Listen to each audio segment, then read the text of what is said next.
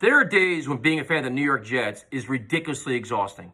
It's not bad enough you got to deal with the losing, not being in the playoffs, the disappointment, the frustration from all these other things going wrong. But then you deal with the bullshit about, Zach Wilson not offering up the right quote after a game.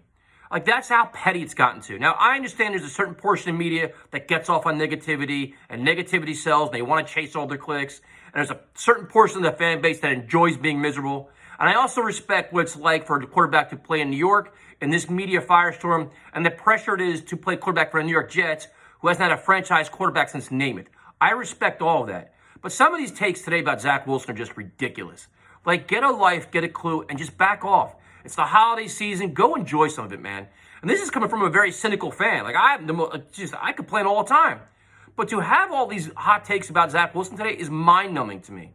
When you look at the first half and the glimmer of hope he showed you, because that's where we're at right now. This has been a lost season for Wilson. He's been overwhelmed for a litany of reasons. Things just haven't worked out the way we all expected. So guess what? We're going to be this is the first year of his, process, and it's going to be, he's a little further behind than we hoped for. Such is life.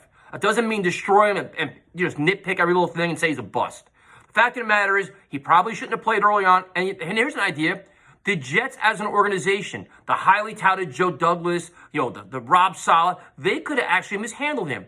Fancy that idea. I know. We can't criticize anybody but Zach Wilson. Everybody else getting a pass here. Let's just bash the kid all the time. Well, they could have mishandled him too. Now, he hasn't played well, but this is a cumulative effort.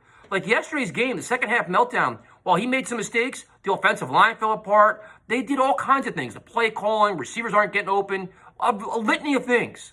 So we have 3 games left, and just get through it. But to just, if you want to have all this energy about ripping Zach Wilson, take that same energy, especially when it comes to a quote. When this kid has owned it, he's owned up to all his shortfalls here. He said how much he needs to improve. He owns it all the time, week in and week out, day in and day out. And now it's like, you want to take that energy, all that negativity, and all these great takes. Why don't you sit there and analyze Coach Saleh's, his little quotes he offers up, and how they all blew up in his face. But they don't do that because they all want to be friends with Saleh, be his buddies so they can get their sources and everything else.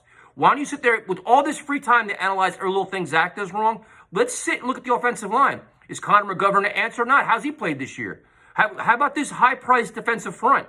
Everybody wants to say how Quinn Williams is great and John Franklin Myers is great and give Fodokasi a new contract and do all these things and Rankins is great. Everybody's great. All these high-priced players on defense, tell me what they've been doing.